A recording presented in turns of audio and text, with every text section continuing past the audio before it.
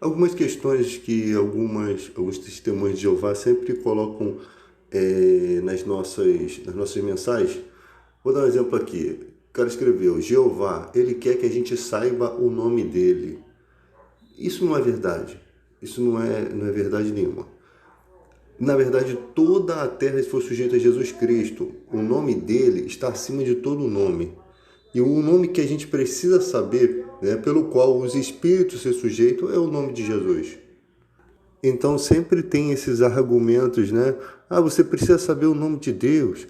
Jeová é Deus. Sim, Jeová é Deus, mas o nome que foi nos dado, né, que está acima de todo nome, e a própria Bíblia diz que Deus sujeitou toda a terra a ele, né? Mas o próprio Deus não se sujeitou a Jesus Cristo.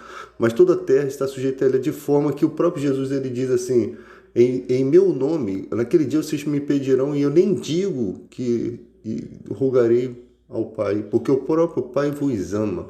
Ou seja, toda a terra está sujeito a Jesus. Então, quando ele vai embora, ele deixa o nome dele, né, como sendo um instrumento, uma ferramenta contra os espíritos. O nome dele é uma ferramenta para a igreja. Antes não havia o nome de Jesus Cristo no Antigo Testamento. Então, essa questão, você precisa saber o nome de Deus, certo?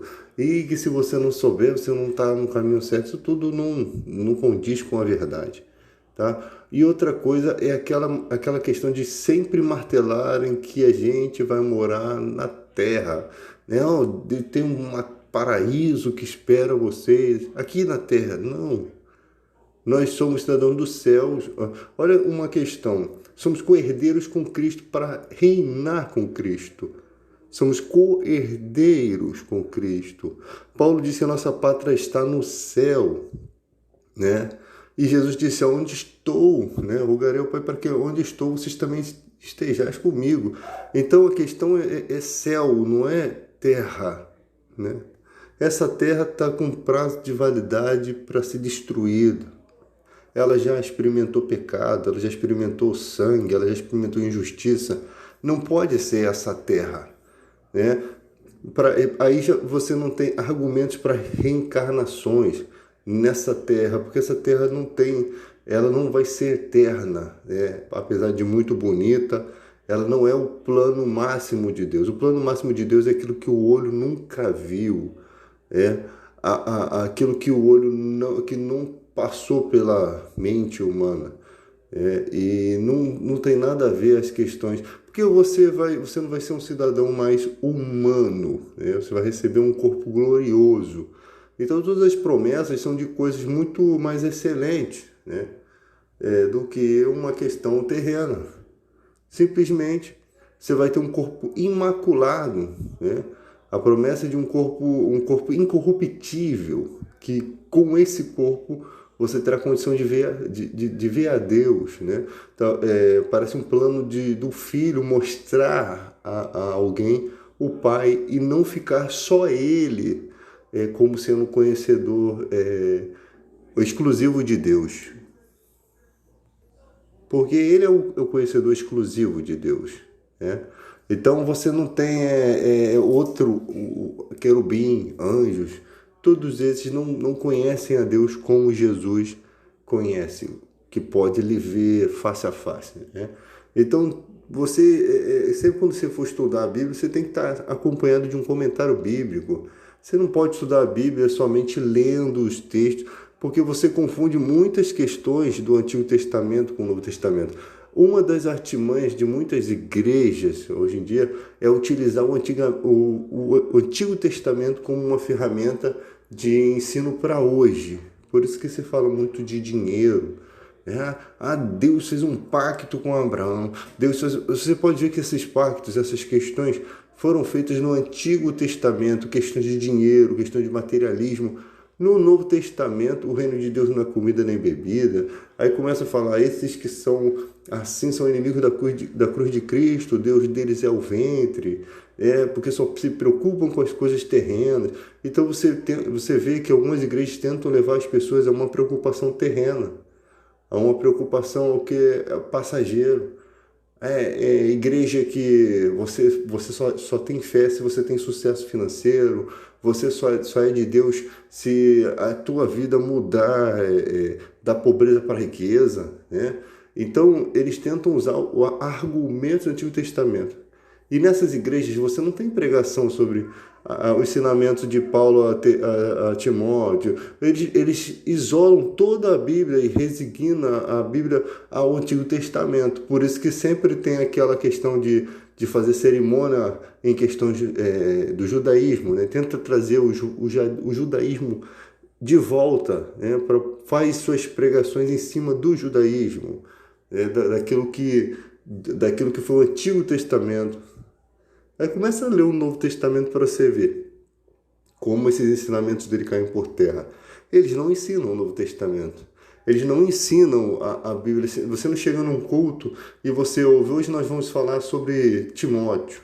Hoje nós vamos falar do que Paulo disse a fulano de tal, as cartas de Paulo. Não, eles só ensinam questões do Antigo Testamento, um versículo isolado, uma coisa que sempre leva a pessoa a acreditar, né, que a vida dela tem que ser uma vida de sucesso financeiro, porque agora ela é filha de Deus e que ela não pode mais aceitar aquela situação, né?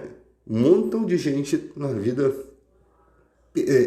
passando um monte de dificuldade, mas ela está lá ensinando aquilo, né?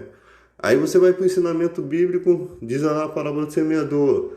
Quando a pessoa recebe o evangelho do reino, começa a ser perseguido, o mal persegue a semente, né? Aí eles usam isso de forma invertida, sabe? Sempre uma questão financeira envolvida, nunca tem uma questão espiritual do fato de você estar buscando um caminho certo, o caminho da verdade, e o mal fazer oposição a isso, né? Nunca tem, e consequentemente o poder do nome de Jesus vai ficando esquecido. E quando eles vão falar do poder do nome de Jesus, eles começam a falar em comparando com religião, né? Engraçado, muito engraçado. O cristão, ele gosta muito de falar para o homossexual que ele vai para o inferno, que ele precisa se converter, e eles não acham que isso é julgamento, não. Mas quando você fala, o pastor Silas Malafaia está fazendo um montão de coisas erradas na política, está se envolvendo com um monte de gente que não vale, aí você está julgando, sabe? O juízo para eles é tipo assim, quando eu julgo não é julgamento, mas quando você julga, é. Eles não entendem que nós cristãos temos o direito de julgar os de dentro. Os de fora Deus julgará. Eles fazem o contrário, eles julgam os de fora e os de dentro eles não são capazes de julgar. Não é um julgamento para você condenar uma pessoa, é um julgamento de comportamento, de atitude. O que está acontecendo com esse cara? O que esse cara anda pregando? Lá na Bíblia, Emineu e Fileto corromperam a fé, né? Paulo chega lá e os caras estão pregando que a ressurreição já tinha acontecido. Então, muitas vezes João criticava um cara que ele enviava as cartas, o cara que exercia a primazia na igreja de João, né? A igreja fundada por João. Então, as cartas de João nem chegavam para o povo. O cara ia e rasgava. Acho que é Demétrios. O cara rasgava as cartas. Então, João ele se propõe, quando eu estiver aí, quando eu for aí eu vou usar minhas credenciais de apóstolo. Quando eu estiver aí, o bicho vai pegar. Porque quando um servo de Deus vai, filho, entra na frente que tu vai ser consumido. É de 0 a 10 segundos que você vai para o inferno numa simples palavra, né? Então, o cara tá lá, tentando mandar a carta. Eu tô mandando a carta, mas a carta não chega. Tô mandando a carta aí, mas o fulano de tal aí tá segurando, não tá enviando as cartas para a igreja não tá sendo edificada, mas quando eu for aí, o bicho vai pegar. Isso é igreja, não é as bobeiras, as palhaçadas que você vê hoje, o cara, você nunca mais vai andar, amaldiçoa o cara no púlpito, porque o cara não tá aceitando uma mensagem fajuta, né? Praga de urubu não pega em gente, tá? Então, pastores fajutos não tem poder para amaldiçoar ninguém, não tem poder nenhum. Mas um homem de Deus, que ele chega e você está se opondo contra uma situação do cristianismo, você está se opondo consciente do que você está fazendo. Aí o bicho pega. Aí o bicho pega. Porque ali a questão toda é o seguinte, o cara está mandando uma carta para edificar a igreja. E essa carta de Deus, né, inspirada pelo Espírito Santo, está sendo destruída. Né? Aí o bicho pega.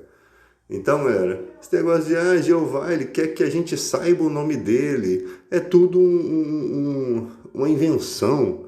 Né? Como se fosse tão importante. Sabe? Como vai ser a diferença de você saber o nome de Deus? Deus. A palavra Deus é uma coisa tão